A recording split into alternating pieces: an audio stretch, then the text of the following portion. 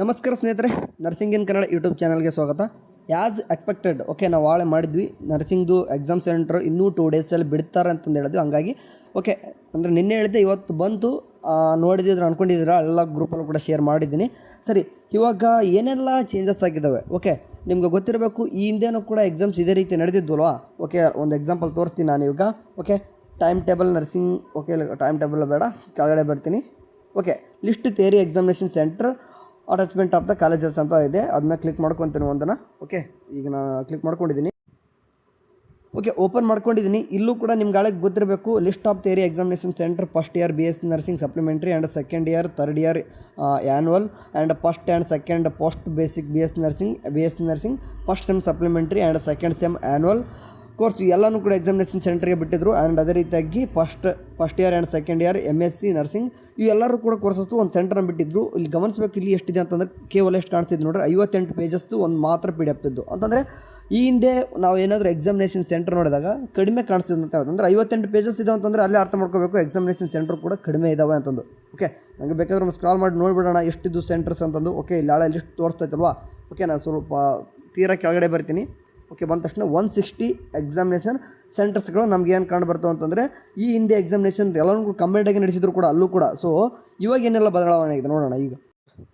Okay ಇವತ್ತು ಬಂದಿರತಕ್ಕಂಥ ಒಂದು ಎಕ್ಸಾಮಿನೇಷನ್ ಸೆಂಟರ್ ನೋಡೋದಂತಂದರೆ ಇಲ್ಲೂ ಕೂಡ ಸೇಮ್ ಅದೇ ರೀತಿಯಾಗಿ ಫಸ್ಟ್ ಸೆಕೆಂಡ್ ಥರ್ಡ್ ಮತ್ತು ಫೋರ್ತ್ ಇಯರ್ ಆ್ಯನ್ಯುವಲ್ ಎಕ್ಸಾಮಿನೇಷನ್ಸ್ ಅವ್ರದ್ದು ಕೂಡ, ಮತ್ತು ನಿಮ್ಗೆ ಗೊತ್ತಿರುವಾಗ first second post basic BS nursing ಅವ್ರದ್ದು ಮತ್ತು MSc ನರ್ಸಿಂಗ್ದವ್ರದ್ದು, ಮತ್ತು first second third and fourth semester 6 batch ಅವ್ರದ್ದು, ಮತ್ತು first and second year MSc nursing ಇದಿಷ್ಟು ಕೂಡ ಎಕ್ಸಾಮಿನೇಷನ್ ಕಂಡಕ್ಟ್ ಮಾಡ್ತಿದ್ದಾರೆ. ಇಲ್ಲಿ ಏನಾಗಿದೆ ಅಂತಂದರೆ ಟೈಮ್ ಟೇಬಲ್ ಪ್ರಕಾರ ಒಂದೇ ದಿನದಲ್ಲಿ ಏನಕ್ಕಂದರೆ ಭಾಳಷ್ಟು ನಡೀತದೆ ಎಕ್ಸಾಮ್. ಸೊ ಹಂಗಾಗ್ಬಿಟ್ಟು ಎಕ್ಸಾಮಿನೇಷನ್ ಸೆಂಟ್ರು ಮೊದಲಿದ್ದಂಗೆ ಆದರೆ ನಡೆಯಲ್ಲ. ಅಂದರೆ ಮೊದಲು ಈಗ ನೋಡಿದಲ್ಲ 160 ಇತ್ತಲ್ವ, ಈಗ ಅಟ್ಲೀಸ್ಟ್ ಆದರೂ ಸ್ವಲ್ಪ ಎಕ್ಸಾಮಿನೇಷನ್ ಸೆಂಟ್ರ್ ಜಾಸ್ತಿ ಆಗ್ತಾವೆ ಅಂತ ಹೇಳಿದ್ವಿ. ಸೊ ಆ್ಯಸ್ ಯೂಸ್ವಲ್ ನಾವು ಅಂದ್ಕೊಂಡಂಗೆ ಆಗಿದೆ ಅಂದ್ಕೊಂಡಿರ್ತೀನಿ. ಬೇಕಾದ್ರೆ ಕೆಳಗಡೆ ಬಂದುಬಿಡೋಣ, ಎಷ್ಟಾಗಿದೆ ನೋಡಿಬಿಡೋಣ. ಓಕೆ ಲಾಸ್ಟ್ 189 ಅಂದರೆ ಒಂದು 29 ಕಾಲೇಜಸ್ ಅಂದರೆ ಒಂದು ಹತ್ತತ್ರ ಒಂದು 30 ಸೆಂಟ್ರ್ಗಳು ಜಾಸ್ತಿ ಆಗಿದ್ದಾವೆ. ಅಂದರೆ 30 ಸೆಂಟ್ರ್ಗಳು ಜಾಸ್ತಿ ಆಗಿದ್ದಾವೆ. ಅಂದ್ಕೊಂಡಾಗೆ ಸೇಮ್ ಸೆಂಟರ್ ಜಾಸ್ತಿ ಆಗಿದ್ದಾವೆ. ನೋಡ್ಕೋರಿ ನಿಮ್ಮ ಸೆಂಟ್ರ್ ಎಲ್ಲಿ ಬಂದಿದೆ, ಸ್ವಲ್ಪ ಚೇಂಜಸ್ ಆಗಿದೆ ಅಂದ್ಕೊಂಡಿರ್ತೀನಿ. ಯಾಕಂದರೆ ಹೋದ ವರ್ಷ ನೀವು ಎಕ್ಸಾಮಿನೇಷನ್ ಸೆಂಟರ್ ಬರ್ದಲ್ಲೇ ಸ್ವಲ್ಪ ಆಗಿರಲಿಕ್ಕಿಲ್ಲ. ಮೇ ಬಿ ಆಲ್ಮೋಸ್ಟ್ ಒಂದು 80% ಸ್ಟೂಡೆಂಟ್ಸ್ ಎಲ್ಲಿ ಬರ್ದಿರ್ತಾರೆ ಹೋದ ವರ್ಷ, ಇವಾಗಲೂ ಕೂಡ ಅಲ್ಲೇ ಬರೀತಿರ್ತಾರೆ.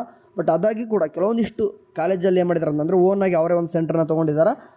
ಸರಿ 189 ಸೆಂಟರ್ಸ್ಗಳಿದ್ದಾವೆ ನೋಡೋಣ. ಓಕೆ ಖುಷಿ ವಿಚಾರ, ಯಾಕಂದರೆ ಭಾಳ ಎಲ್ಲನೂ ಕೂಡ ಒಂದೇ ಸೆಂಟ್ರಲ್ಲಿ ನಡೆಯೋಕ್ಕಂತೂ ಆಗ್ತಿದ್ದಿಲ್ಲ. ಮತ್ತು ಭಾಳಷ್ಟು ಎರರ್ ಕೂಡ ಆಗ್ತಾಯಿತ್ತು ಕೂಡ.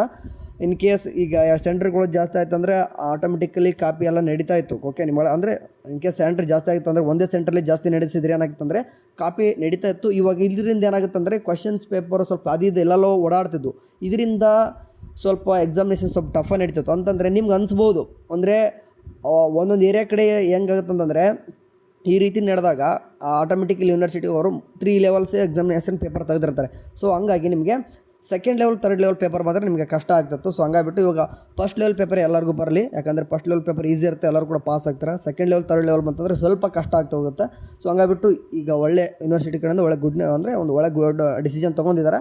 ಓಕೆ ಎನಿವೆ ನಿಮ್ಮ ಸೆಂಟರ್ ಎಲ್ಲಿ ಬಂದಿದೆ ನೋಡ್ಕೊರಿ. All the best. ಇನ್ನೂ 5 ಡೇಸ್ ಇದೆ ಎಕ್ಸಾಮಿಗೆ, ತಯಾರಾಗಿರಿ. ಸುಮ್ಮನೆ ನೆಸೆಸಿಟಿ ಇದೆಯಲ್ಲ ನೋಡೋದು, ಬಟ್ ಆದರೂ ಕೂಡ ಒಂದು ನಾಲೆಜ್ ಇರಲಿ ಅಂತ ಒಂದು ಮಾಡಿದೆ ಅಷ್ಟೇ. Thank you for watching. ಅವನಷ್ಟೇ ಬಾಯ್.